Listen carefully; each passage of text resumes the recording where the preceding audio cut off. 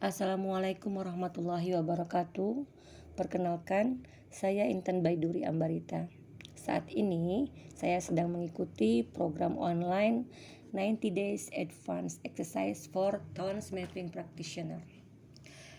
Nah, berikut adalah tugas hari ke-10, yaitu narasi pembuka, penjelasan, dan diskusi hasil talent mapping. Bismillahirrahmanirrahim. Assalamualaikum warahmatullahi wabarakatuh. Dengan Ibu Ida ya. Perkenalkan, saya Intan Baiduri, praktisi talent mapping. Apa kabar Ibu? Alhamdulillah. Ibu sekarang domisili di Lebong ya. Lebongnya di mana? Sukabumi. Ada adik saya loh di sana. Namanya Ina. Dia mengajar di MAN. Ibu kenal. Sampaikan salam saya ya Bu. Baik, kalau boleh tahu tujuan Ibu ikut talent mapping apa? Masya Allah, untuk bisa mengenal dan mengembangkan bakat anak-anak Ibu. Luar biasa. Apakah Ibu sudah tahu apa itu bakat, potensi? Sedikit-sedikit sudah ya. Oke, walau begitu sebelum saya kasih feedback, boleh saya cerita sedikit tentang talent mapping ya Bu ya.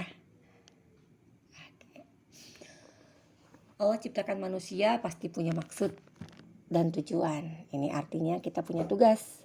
Ketika kita diberi tugas, maka Allah akan kasih kita perangkat atau alat agar kita bisa melaksanakan tugas tersebut dengan baik. Allah memerintahkan kepada kita untuk mencari tahu tugas kita apa. Nah, ini ada dalam Al-Quran, yaitu dalam surat Al-Isra ayat 84, yang artinya, katakanlah Muhammad, setiap orang berbuat sesuai dengan pembawaannya masing-masing. Maka Tuhanmu lebih mengetahui siapa yang lebih benar jalannya. Ini berarti setiap manusia memiliki bentuk diri, sifat, kepribadian, dan kecenderungan berperilaku yang bisa kita sebut bakat ya. Dan setiap manusia juga memiliki jalan hidup atau jalan suksesnya masing-masing. Kalau perintah ini dalam Al-Quran ada gitu ya, berarti ini penting, selayaknya sholat. Sementara banyak sekali di antara kita yang tidak tahu bakat dan jalan suksesnya. Kemudian bagaimana cara kita untuk mencari tahu jalan hidup atau jalan sukses kita? Nah, yang paling mudah adalah meminta petunjuk kepada yang memberi kita tugas, yaitu dengan cara berdoa. Setiap hari dalam sholat kita selalu minta tunjuki jalan sama Allah. Dalam surat Al-Fatihah yang selalu kita baca dalam rakaatnya, ihdinas syiratal mustaqim, tunjukilah kami jalan yang lurus. Dan ketika duduk antara dua sujud ya, wahdini, berikanlah aku petunjuk.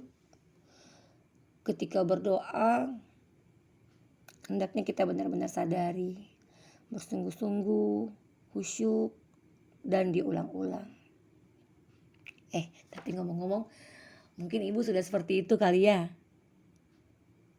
Oke, belum ya Bu ya? Ya, kita sama-sama mulai ya Bu. Dalam Al-Quran Allah juga katakan loh, berdoalah kamu maka aku akan kabulkan, seperti itu ya. Kalau berdoa itu merupakan ikhtiar langit,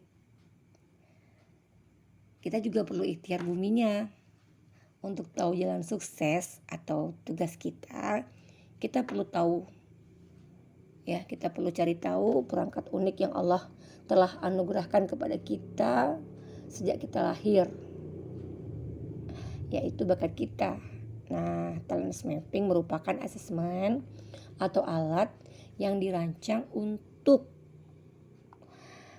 menggambarkan bakat tersebut. Ya, apa itu bakat? Bakat adalah pola berpikir, pola merasa, dan pola berperilaku yang alami, muncul berulang-ulang serta dapat digunakan untuk produktivitas. Talent mapping mempunyai dua fungsi. Pertama, fungsi deskriptif. Seperti yang sudah saya sebutkan tadi, bahwa talent mapping bisa menggambarkan gitu ya, mendeskripsikan bagaimana pola berpikir, merasa, dan berperilaku kita. Yang kedua, fungsi prediktif, di mana talent mapping bisa mengungkap atau memprediksi ragam aktivitas yang paling potensial untuk dikembangkan. Kita bisa menyebutnya dengan aktivitas 4E, ya. Aktivitas yang enjoy ketika kita menjalaninya, easy mengerjakannya, dan excellent atau bagus hasilnya.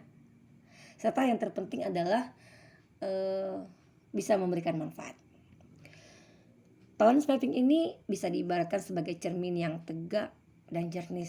Jadi hasilnya itu dipengaruhi seberapa baik kita mengenal diri kita.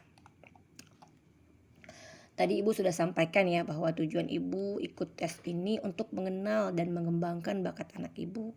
Nah, talent mapping ini selain asesmen juga merupakan konsep tentang bakat. Karena kalau asesmen kan hanya untuk orang-orang yang sudah banyak beraktivitas atau berpengalaman. Diperkirakan untuk anak usia minimal 15 tahun. Jadi untuk anak-anak yang usianya di bawah itu, dengan pemahaman tentang bakat yang Ibu miliki, Ibu bisa mengamati bakat anak-anak Ibu. Nanti kalau Ibu ingin belajar lebih dalam tentang ini, Ibu bisa mengikuti workshop MMBA yang dilaksanakan Sayogya. Oke, Ibu berminat? Ya. Nanti bisa dipantau terus ya di Facebooknya atau di IG-nya Sayogya. Atau nanti kalau saya tahu saya kabari deh, Bu. Oke. Berikutnya, apakah dengan tahu bakat kita sudah berarti akan sukses? Iya, benar sekali. Belum ya, Bu? Jadi setelah kita tahu bakat dan potensi kekuatan kita, selanjutnya perlu dikembangkan dengan cara melaksanakan aktivitas-aktivitas yang bisa menambah wawasan, knowledge ya, melatih skill atau keterampilan, dan perlu memiliki sikap atau attitude yang baik. Oke, sampai di sini gimana, Bu? Ada yang perlu ditanyakan? Cukup? Baik, selanjutnya kita masuk kepada penjelasan dan diskusi tentang talent mapping.